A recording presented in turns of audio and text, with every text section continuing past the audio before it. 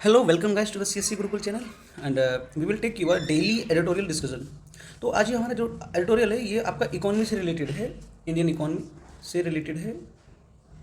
ठीक है, इसमें क्या है कि हमने आज इन्फ्लेशन को लेकर के ये आर्टिकल डिस्कस करने जा रहे हैं। ठीक है, देखो यहाँ पे आपने हेडलाइन देखा भी होगा कि rising inflation complicated RBI choice. तो देखो हमारे यहाँ पे क्या है कि इंडिया में जो इन्फ्लेशन टारगेट है वो आरबीआई है हमारा रिजर्व बैंक ऑफ इंडिया, वही उसको क्या करता है, टैकल करता है, टारगेट करता है। आप लोगों को सबको पता है कि इन्फ्लेशन टारगेट हमारा 4++-2 है, यानी 2 से 6 तक जाता है, 6% तक जाता है। लेकिन अभी जो चल रहा है वो 3 से 4% चल रहा है इन्फ्लेशन टारगेट। ठीक है, क्योंकि इसमें बहुत सारी अनसर्टेनिटी है, जैसे वार की सिचुएशन चल रही है, आप लोगों को पता है ग्लोबली। तो क्रूड ऑयल का, क्योंकि आज हम जो बात करेंगे ना इन्फ्लेशन, वो अकॉर्डिंग टू सीपीआई करेंगे, कंज्यूमर प्राइस ठीक है इंडेक्स को लेकर के। अब उसके जो बास्केट्स हैं, उसके बास्केट्स में जो भी हमारे आइटम्स हैं उन पर भी आज हम बात करेंगे। तो चलिए शुरू करते हैं। ठीक है, आपने हेडलाइन देख ली, आर्टिकल सभी लोगों ने पढ़ा भी है। ठीक है, देखो यहाँ पे लिखा भी है, क्या कह रहा है कि this bring inflation the quarter 3.9%, while this is marginally lower than the central bank most recent project of 4.2%। तो यानी पहले उसने सेंट्रल बैंक ने, या जो आपके बड़े बैंक है, जो सेंट्रल बैंक आरबीआई की बात कर रहे हैं, वो क्या कर रहा है कि मैंने तो टारगेट ये लिया था 4% का, लेकिन ये 3.8% 9% का है। तो ये क्वार्टरली है। ठीक है, तो हमारे यहाँ पे डेटा क्वार्टरली आता है, आपको पता पड़ती 3 महीने में अपडेट होता है। ठीक है, उसके बाद कह रहा है this aggregated data so the food inflation rose in 5.32%। अब देखो ये, यानी जो 3 से 4% था, अभी इसको 6 के टच करने की कोशिश कर रहा है। तो यानी इन्फ्लेशन टारगेट अभी बहुत ज़्यादा हाई है, क्योंकि volatility in the markets, in the baskets of the CPI. ठीक है, the items are very volatile in the price. ठीक है, तो अभी उसी की मॉनेटरी पॉलिसी, आरबीआई अपनी मॉनेटरी पॉलिसी को कितनी टाइटनिंग करेगा, कितनी उसको ढील देगा। ठीक है, जिससे मार्केट में फंड रेज अच्छे से हो जाए और चीज़ें जो हैं। ठीक है, तो अभी चलते हैं। ठीक है, तो आज हम क्या क्या कवर करेंगे, अभी मैंने थोड़ा सा डिस्कस किया भी है, फिर भी एक बार देख लीजिए। इन्फ्लेशन, उसका मीनिंग, उसके टाइप हम बात करेंगे। लेटेस्ट इन्फ्लेशन ट्रेंड्स की डेटा वो भी देख लेंगे थोड़ा थोड़ा। क्या है कि उसमें, क्योंकि डेटा लिखने में आपको बड़ी आसानी होती है, क्योंकि जब हम मेंस के आंसर्स लिखते हैं तो उसमें डेटा लिखने से क्या होता है कि थोड़ा सा ना वजन अच्छा आ जाता है। ठीक है, आपका जो एक आंसर है वो बहुत कंसाइंस हो जाता है। ठीक है, उसके बाद कोज ऑफ राइजिंग इन्फ्लेशन की कोशिश क्या है, तो पूछता है, क्योंकि आप वे फॉरवर्ड दोगे, आप अपनी कोई सजेशन दोगे, तो उसके लिए आपको कोशिश बताना जरूरी है। फूड इन्फ्लेशन क्या मैटर करता है, क्योंकि किसी भी इकोनॉमी में अगर फूड इन्फ्लेशन है तो सीधी सी बात है कि इकोनॉमी में वॉलेटिलिटी कहीं तो है।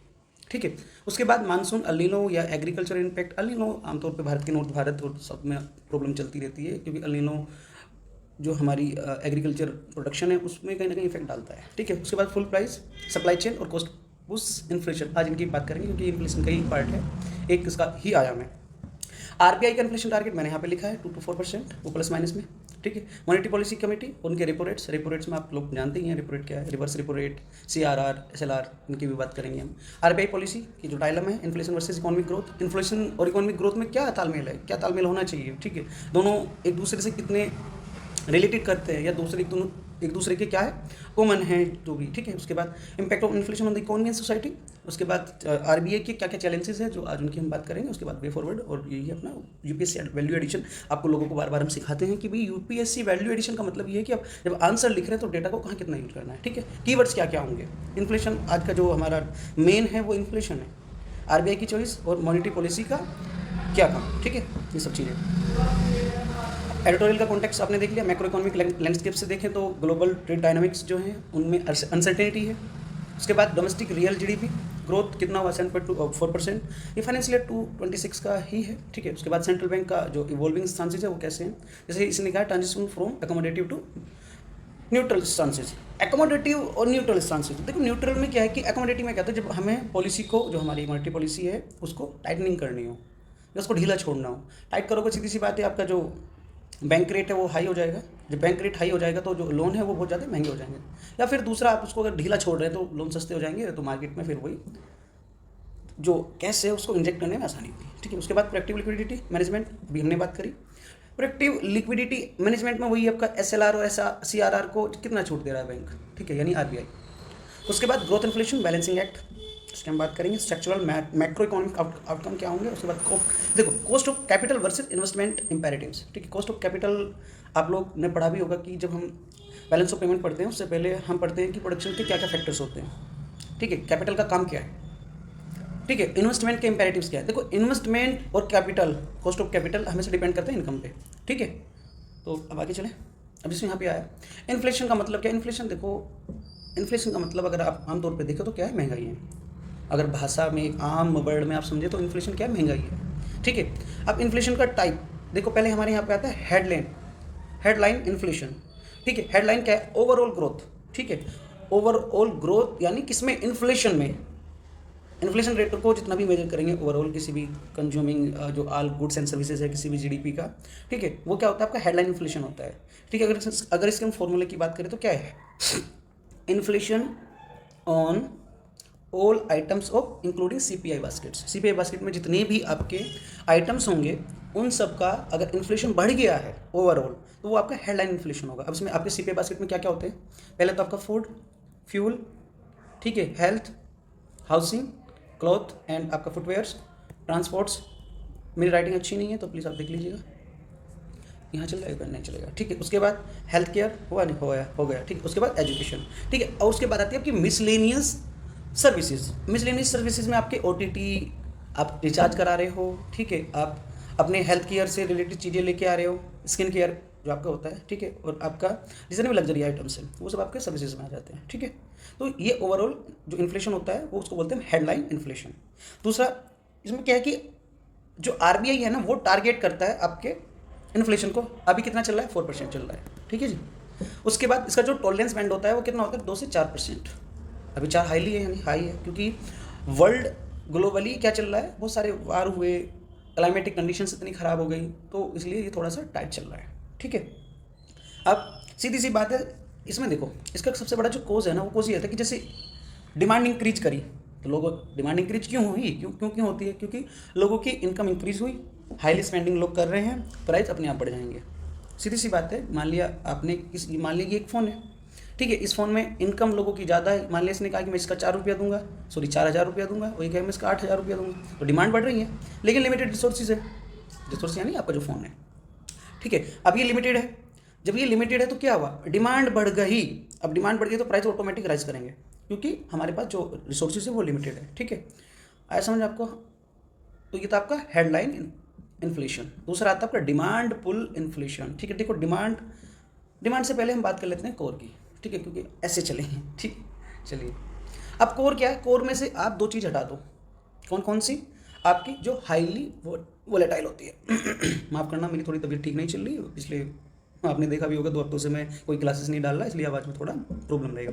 हाईली वोलेटाइल जो है आपके कमोडिटीज़ होती हैं, हाईली कमोडिटी आइटम्स आप सीपीआई बास्केट में देखें क्या हो गया, आपके फूड और आपके फ्यूल्स। देखो यहाँ पे लिखा है excluding food and fuel, underlying price pressure, ठीक है। हेडलाइन इन्फ्लेशन में से आप ये 2 चीज़ हटा दो, फूड और फ्यूल, तो आपका आ जाता है कोर इन्फ्लेशन, ठीक है। अब कोर इन्फ्लेशन क्या है, देखो कोर इन्फ्लेशन इसलिए चेक किया जाता है क्योंकि लॉन्ग टर्म चलता है, ठीक है, क्योंकि प्राइस में आप देखोगे जो भी वॉलेटिलिटी रहती है वो लॉन्ग टर्म के लिए रहती है। पहले तो मान लिया आपने 1 क्वार्टर में चेक किया, दूसरे क्वार्टर चेक किया, तीसरे क्वार्टर चेक किया, तो ये बहुत हाईली चलेगा। तो इसमें मॉनेटरी पॉलिसी या आरबीआई को जो भी कोई पॉलिसी बनानी होगी तो वो हमेशा कोर इन्फ्लेशन को देखती है, ठीक है। हालांकि सिंपल फॉर हेडलाइन इन्फ्लेशन देखा जाता है, लेकिन सीपीआई को बास्केट को चेक करने के लिए कोर इन्फ्लेशन की थोड़ी सी ज़्यादा डिमांड रहती है, ठीक है। चलिए आगे। उसके बाद आता है डिमांड पुल इन्फ्लेशन। देखो इसमें है कुछ नहीं, जो आपकी एग्रीगेट डिमांड्स है ना वो एग्रीगेट सप्लाई से जब ज़्यादा हो जाए तो आपका आता है डिमांड पुल इन्फ्लेशन। सेम वैसे ही जैसे हमने बात करी थी आपके हेडलाइन इन्फ्लेशन में कि भाई जैसे आपका जो रिसोर्सेज है वो लिमिटेड है लेकिन उसकी डिमांड बहुत ज़्यादा हो गई, जो एग्रीगेट डिमांड है वो ज़्यादा हो गई क्योंकि सप्लाई कम है, क्योंकि हमारे पास लिमिटेड है भाई, तो होता है आपका डिमांड पुल इन्फ्लेशन, ठीक है। आया समझ में सभी लोगों को। उसके बाद आता है आपका दूसरा, ठीक है, वो पॉइंट्स लिखने होते हैं ना जी। अब देखो आरबीआई क्या करेगा इस पे, कोर इन्फ्लेशन पे जब आरबीआई आपका रेस्पॉन्स देता है, सॉरी अभी हम बात कर रहे थे आपका डिमांड पुल, तो क्या करेगा, रेपो रेट को बढ़ा देगा। जब उसने अपने रेपो रेट को बढ़ाया तो बैंक लोन क्या हो गए, एक्सपेंसिव हो गए, अब लोग लोन नहीं लेंगे, और जब लोन नहीं लेंगे तो सीधी सी बात है बोरोइंग कम होगी, और जब बोरोइंग कम हो जाएगी तो इन्फ्लेशन अपने आप गिर जाएगा, क्योंकि डिमांड ज़्यादा थी क्योंकि सप्लाई कम थी। अब जब डिमांड सप्लाई ही कम हो जाएगी तो लोगों के पास पैसा ही नहीं होगा तो लोग डिमांड क्यों करेंगे।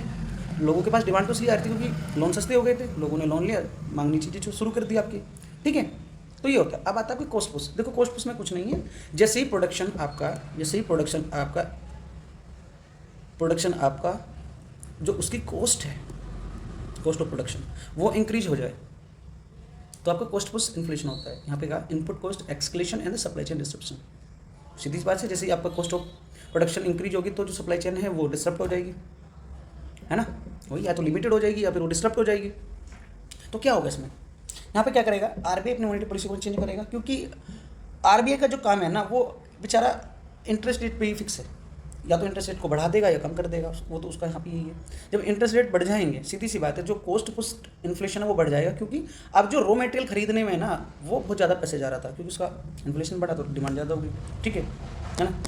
तो ये होता है, ठीक है। तो आप लोगों को समझ में आ गई होंगी चारों चीज़, कॉस्ट क्या है, कोर क्या है, डिमांड पुल क्या है और हेडलाइन क्या है, ठीक है। बहुत ही आम शब्दों में मैंने आपको ये बताया, ठीक है। अब देखो, अब जो लेटेस्ट इन्फ्लेशन टारगेट का जो की डेटा है ये जो यहाँ पे शो किया हुआ है आपको, देखो की डेटा शो करने के लिए सबसे पहले आप ग्राफ देखते हो, ग्राफ देखते हैं पहले, बढ़ा अचानक से गिर गया, क्वार्टरली प्रोजेक्शन हमारे सीपीआई इन्फ्लेशन का year of year.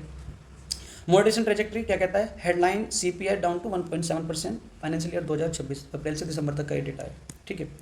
Unpredictable deflection in the food item October 2025 आपने देखा भी होगा, क्योंकि जैसे सेंट्रल एशिया और आपका हार्मोज वाली प्रॉब्लम चल रही थी तो क्या था, थोड़ा सा फूड आइटम्स है जो विदेश से आते हैं वो बढ़ गए, ठीक है। दूसरी बात, क्लाइमेट कंडीशन इतनी ज़्यादा ख़राब हो गई, बिन मौसम बरसात, तो जो हमारी एग्रीकल्चरल इकोनॉमी है वो डिस्टर्ब हो गई।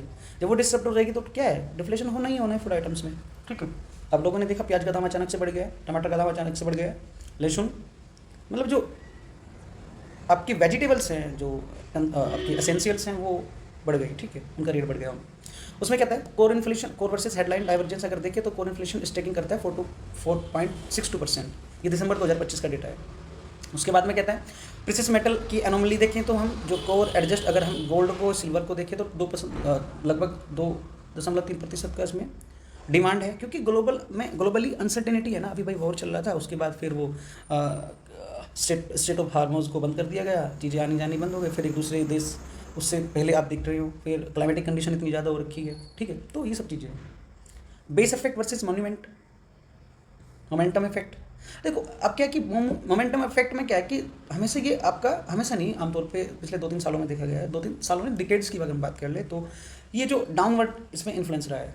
इसने यहाँ पे दे भी रखा है कि जो बेस प्राइस है फाइनेंशियल ईयर 2025 का, उसमें भी सबसे ज़्यादा डाउनवर्ड इन्फ्लुएंस देखा गया है, ठीक है। हालांकि 2-3 दशकों से चल रहा है ये, ठीक है। अब देखो इन्फ्लेशन बढ़ने के कारण क्या क्या हो सकते हैं, देखो यहाँ पे लिखा है, मैंने अभी इसमें डिस्कस भी किया, ठीक है। ग्लोबल सप्लाई चेन कंस्ट्रेंट्स, अभी आपने देखा होगा कि जो आपके वॉर्स चल रहे थे उसको लेकर के, जियोपॉलिटिक्स, एनर्जी मार्केट में इतना ज़्यादा डिप्रेशन हुआ, देखा होगा आपने, सिलेंडर का प्राइस अचानक से बढ़ गया, फ्यूल प्राइस अचानक से बढ़ गए, ठीक है, क्योंकि ट्रेडिंग नहीं हो रही थी ना। कमोडिटी प्राइस वॉलेटिलिटी आपने देखा होगा, रेगरेंस इन द बेस मेटल, जैसे आपके कॉपर, एल्यूमिनियम विदेशों से आते हैं तो उनमें उनकी डिमांड ज़्यादा थी, सप्लाई कम थी, तो ओबियसली रेज होना था इन्फ्लेशन। अब ये ग्लोबली था।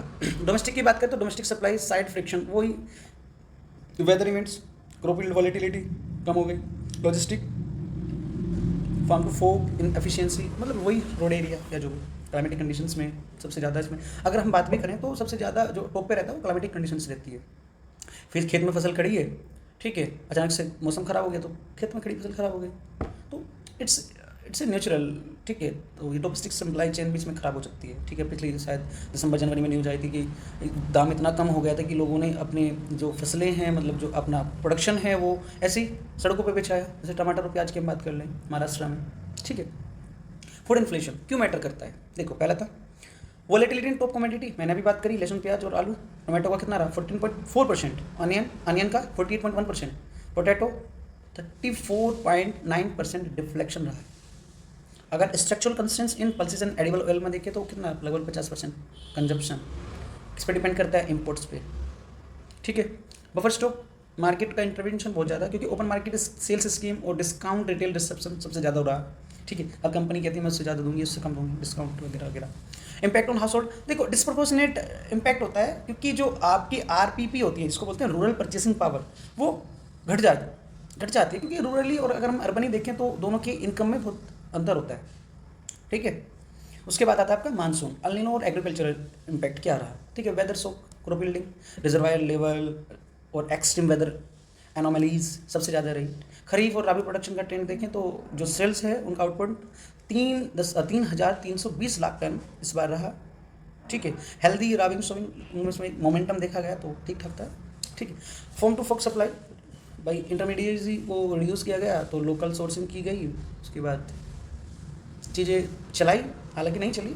ठीक है, क्लाइमेट रेजिलियंस आपने देख लिया। अब full price supply chain and cost push inflation अभी हमने बात करी थी। ठीक है, वेस्ट एशिया में कॉन्फ्लिक्ट चला, शिपिंग रूट मैंने भी बात करी हार्मोज की, फ्राइट एंड लॉजिस्टिक एक्सक्लेशन, सीधी सी बात है वही कि जब रास्ते बंद होंगे तो कहाँ से लेके आएंगे। ग्लोबल बेस मेटल प्राइस बढ़ गया क्योंकि ग्लोबली कोई ट्रांजेक्टरीज नहीं हो रखी थी। ठीक है, अब देखो आरबीआई टारगेट करता है, मैंने अभी बताया आपका आरबीआई का टारगेट 4% चलता रहता है, अभी फिक्स है, टाइटनिंग ज़्यादा है। ठीक है, स्टेचुरी मैंडेट 4% टारगेट है, 4 के साथ अभी बताया मैंने, वॉलेटिलिटी प्लस माइनस के 2% रहता है, टॉलरेंस बैंड है ये। उर्जित पटेल कमेटी का फाउंडेशन देखें तो उर्जित वो कहते हैं transition to flexible inflation target, हमारा जो टारगेट है वो फ्लेक्सिबल होना चाहिए, फिक्स नहीं होना चाहिए। उर्जित पटेल कमेटी का ये फाउंडेशन है।